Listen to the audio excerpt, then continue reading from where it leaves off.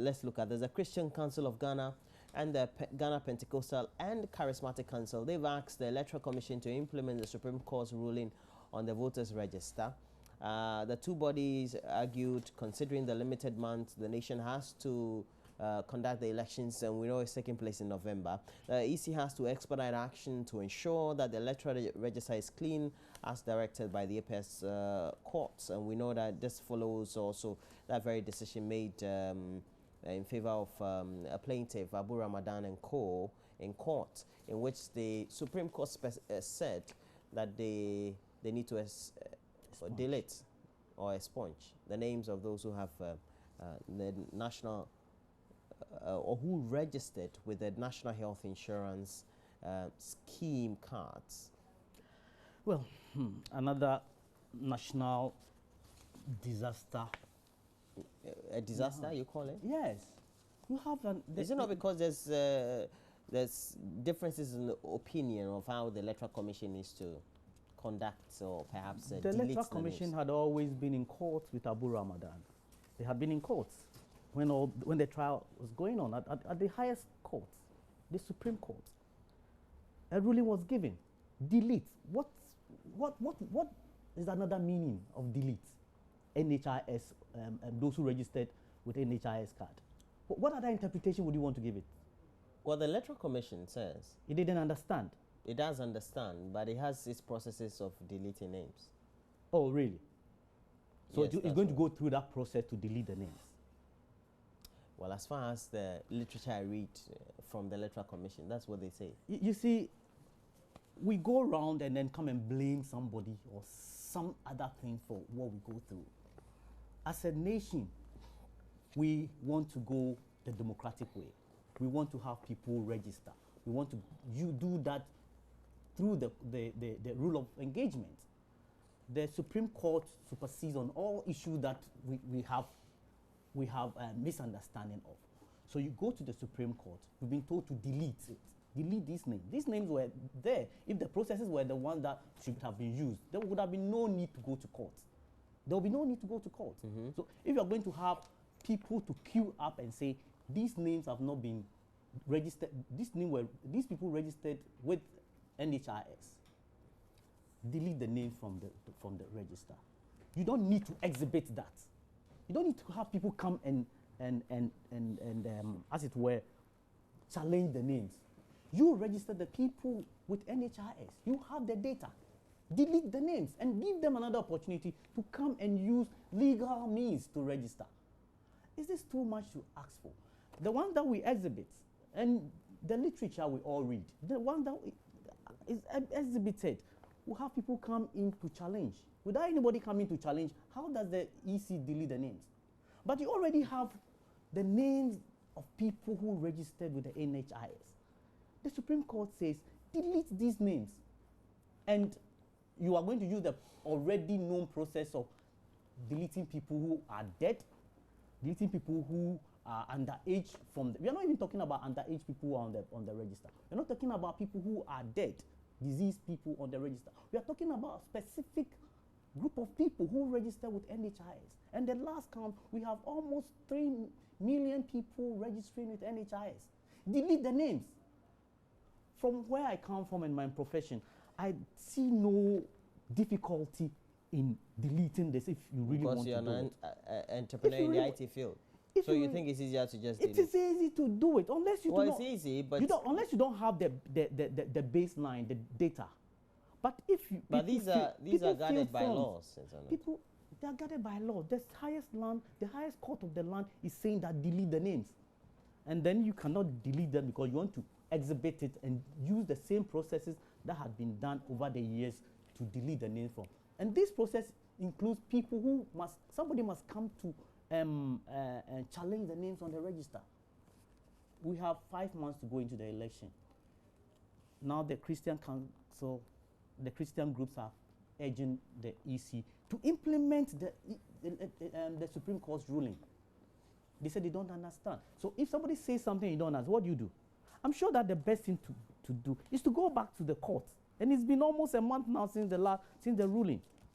And the Supreme Court, the EC is not in court to ask for interpretation or an explanation as to what the Supreme Court meant by deleting the names of people who use NHIS to register. If we want to have peaceful election, and I don't doubt the EC's intention for us to have peaceful elections in this country this year, but the processes and the posture of the Electoral Commissioner and the Electoral Commission is saying otherwise. Doesn't give you confidence? It doesn't give me the confidence that it wants to have a peaceful election in this country. And as a result of that, we have 3 regional chairmen of the New Patriotic Party demanding that the Electoral Commission release data on the number of people who use the National Health Insurance Scheme cards to register in the electoral register. The chairman of Upper East, Bonafo and Ashanti, they said they need the data to call for the removal of the NHIS card holders who use it to register during the exhibition of the voters register, because that's what now the Electoral Commission says it will do. Deputy General Secretary of the party, Nana Obribwahi, who happens also to be a lawyer for the regional chairman, said the demand of the clients is within the reach of the EC. So now they're going to court. That's what it means. Yeah, because the EC has taken too long to respond. The EC says it's going to use the same processes that it's used over the years to delete the names. But this is special case, and special means must be used to delete these names. If the EC is adamant, then it means that we have to go through the courts. And I'm happy that 3 of my regional chairmen are in court to compel the EC to at least give us the names. Give us the names of those who registered with the NHIS. So that if we have to complain, issue a complaint form at the exhibition time, it will be easier for us to so do. Okay, so we'll see how that goes. But at the end of the day, it's just getting to know how many have registered with the National Health Insurance Scheme cards. Yes. And then we go through the processes that the Electoral Commission has said, or we'll still have to wait for the court for the interpretation. Because Abu Ramadan said they'll go to court, but they haven't been to court yet. Yes, I urge Abu to go to court, because the EC is not willing to implement the directives of the Supreme Court. And it is worrying. It is worrying. And the whole world is looking at us. We've had successful elections over the years, since 1992. And the EC this time around is not going to do anything to derail the peace that we have in this country. We don't want chaos at the polls on the day people come and say, you use NHIS to register. The simplest and the easiest way out was to put the electoral register aside and have new registration. I do not know why the EC is so adamant to have a new registration, so that all these controversies, all these mistrusts would be eliminated. After what do we want as a nation? We want to have peaceful election, so that the nation can grow, the nation can develop in peace. But if we are even questioning or hiding behind words, not understanding what the EC meant, and we are not seeking for clarification. You remember, I think a week or 2 ago, there was a Supreme Court judge who granted an interview and said that if you do not understand, you come back to court. A month ago. A month ago. You do not understand, you come back to court. And the EC hadn't gone to court, and it has not exhibited. I don't know whether the date has been set for the exhibition of the voters register, and then what processes it is going to go through to delete these names from the register. 3 million, 4 million people using NHIS out of 12 or 13 million registered voters is a lot. We're in the country where we win by 30,000, 300,000 votes, 49.7%. So we have 0.3% of people. Of a markup or a difference? It's enough. It's enough to turn the tides. So that is why it becomes a lot more sensitive when you're looking at this. Alan Chamanting, one-time Minister for Trade, who was an aspiring flag bearer for the MPP, got robbed over the weekend. Very unfortunate. some Yes, touching we got the news early Sunday morning.